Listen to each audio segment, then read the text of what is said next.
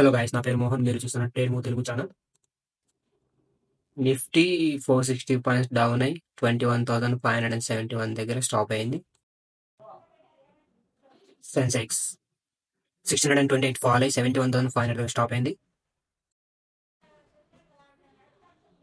Nifty bank 2060 fall అయి 46,640 దగ్గర stop అయింది. ఆల్మోస్ట్ అన్ని సెక్టర్స్ అన్ని పడ్డాయి. ఇక్కడ Nifty auto, Nifty real, Nifty small cap ఉంది, Nifty mid cap, IT sector ఒకటి పెరిగింది, మిగతా అన్ని పడ్డాయి. ఈరోజు హెచ్డిఎఫ్సి ప్రాణానికి కారణాలు HDFC bank Q3 results and expect చేసినంతగా రాలేదు, కానీ హెచ్డిఎఫ్సి 8% గా ఫాల్ అయింది.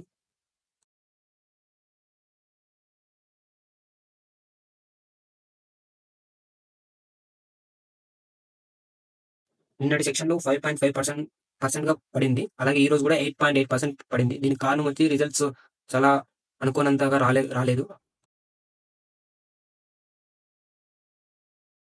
అలాగే మార్కెట్ క్యాపిటల్ లో సమ్ అమౌంట్ తగ్గించారు వాళ్ళు.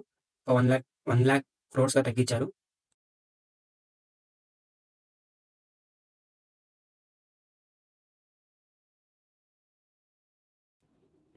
హెచ్సిఎల్ కంపెనీ Q3 రిజల్ట్స్ వచ్చినాయి.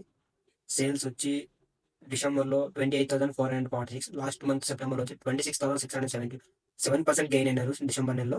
ఎబిట్ వచ్చి 6,787 ఉంటే డిసెంబర్ నెలలో, అంతకుముందు నెలలో వచ్చి 5,929 క్రోస్ దాకా ఉంది, కానీ 7% పెరిగింది. నెట్ ప్రాఫిట్ వచ్చి సెప్టెంబర్లో 3,832 ఉంటే డిసెంబర్ వచ్చేసరికి 4,351 ఉంది.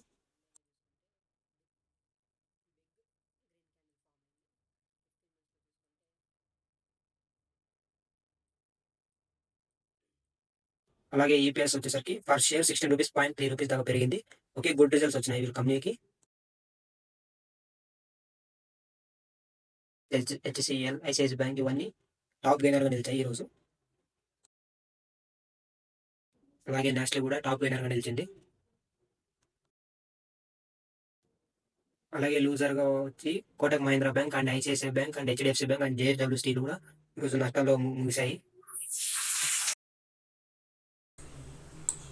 టీసీఎస్ ఈరోజు పెరిగింది. అలాగే టీసీఎస్ వాళ్ళు ఒక ట్వీట్ చేశారు. టీసీఎస్ కంపెనీ వాళ్ళు 2024లో గ్లోబల్ ఐటీ సర్వీస్లో ర్యాంకింగ్ 2వ స్థానంగా పొందారు వాళ్ళు. ఇది ఈరోజు మార్నింగ్ ట్వీట్ చేశారు టీసీఎస్ వాళ్ళు. ఈ కంపెనీ యొక్క మార్కెట్ వాల్యూ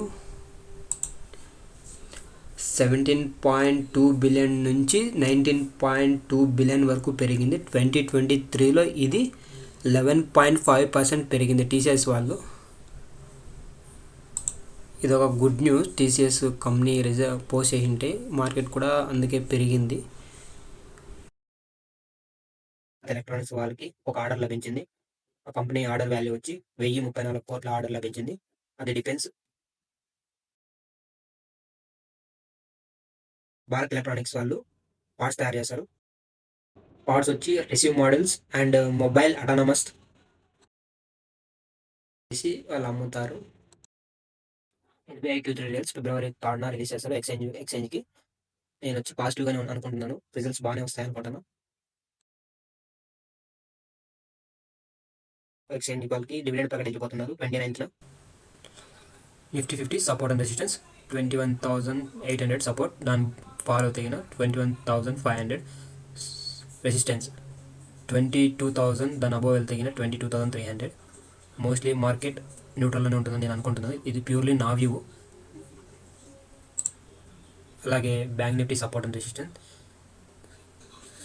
సపోర్ట్ 47,500 ఫాల్ అయితే 47,059, అది ఫాలో తగిన 46,460, అదిగిన బిలో ఫాలో తగిన 45,800. నా వ్యూ ఇది సపోర్టు. రెసిస్టెన్స్ వచ్చి 47,500 అబోవ్ వెళ్తగిన 48,275, దాని అబోవ్ వచ్చి 48,620. ప్యూర్లీ నా వ్యూ అండి. నేను న్యూట్రల్లో ఉంటుందని నేను మార్కెట్ ఎక్స్పెక్ట్ చేస్తున్నాను. ఈరోజు పడడానికి కారణం వచ్చి most of the HDFC bank Q3 results చాలా బాగలేవు, అందువలన 8% దాకా హెచ్డిఎఫ్సి బ్యాంక్ పడింది. ఇక్కడ చూస్తే 1, 2, 3కి సపోర్టు 47,059 దగ్గర సపోర్ట్ తీసుకొని మళ్ళీ అగైన్ వెళ్తుందని ఎక్స్పెక్ట్. కానీ ఇక్కడ ఈరోజు హెచ్డిఎఫ్సి చాలా రిజల్ట్స్ నేను లాస్ట్ సెక్షన్లో పోలిస్తే నేను లాస్ట్ సెక్షన్లో 5.5% పడింది. ఇప్పుడేమో ఈరోజేమో 8.8% పడింది. పడింది. Thanks guys, thanks for watching. Please like and subscribe trade Mohan channel, trade move channel. Hello guys, నా ఛానల్ కి నచ్చితే please like and subscribe and support మీ. నేను కొత్తగా ఛానల్ పెట్టినాను. ప్లీజ్ లైక్ అండ్ సపోర్ట్ మీ. Thank you so much. Jai Hind.